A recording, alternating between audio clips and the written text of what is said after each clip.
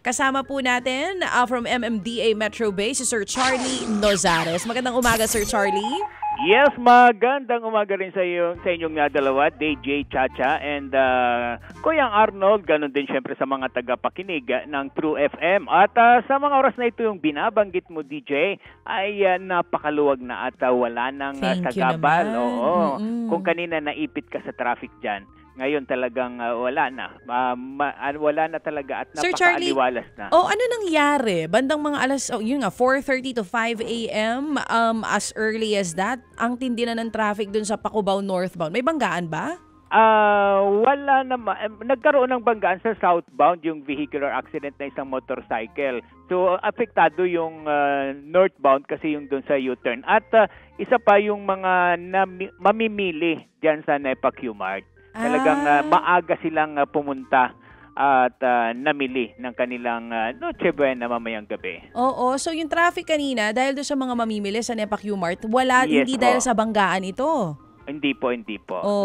Volume din po ng mga motorista na maraming park doon ng mga sasakyan, kaya't yun ang naging cause ng traffic. Pero sa ngayon, para doon sa mga tagapakinig ng True FM, maluwag na po ang kahabaan ng EDSA, magkabilang direksyon at maging ang ilang pang mga pangunahing lansangan natin sa Metro Manila. Wala naman po mga reported vehicular accident sa mga oras na ito.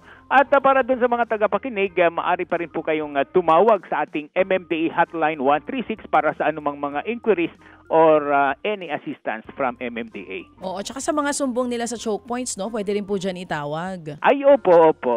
Any concern, pwede po dito. MMDA 136, mga kapatid, yes, yan nga po ang hotline. At tama po ako sa sinabi ko kanina, wala rin pahinga ang mga MMDA enforcers natin. Ay, totoo po yun. 24/7 kahit Pasko at bagong taon, tuloy pa rin po ang public service natin. At 24/7 naka-duty po yung ating mga traffic constable. Oo. At kagaya nga po na sinabi nyo kanina, maluwag na yung daloy ng trapiko ngayon, both northbound and southbound. Wala po tayong kahit anong traffic. Kumbaga, mukhang nakauwi na nga sa kanilang mga probinsya etong mga kapatid natin na babiyahe. Ay, yes po, totoo po yun. Nakauwi na sa kanilang mga probinsya, talagang mag-i-enjoy na lang sila sa kanilang bakasyon. Aba, so historically ho ba, nito mga nakaraang taon, hanggang kailan ba na nararanasan natin dito sa Metro Manila yung maluwag na daloy ng trapiko?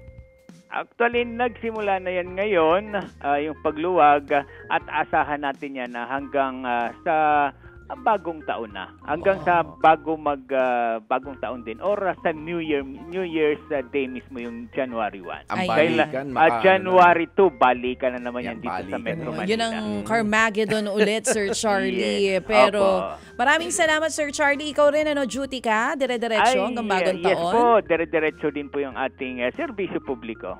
Ayan, kahit Pasko.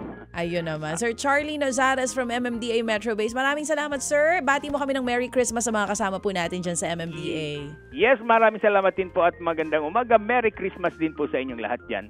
Yun naman, Sir Charlie Nozares.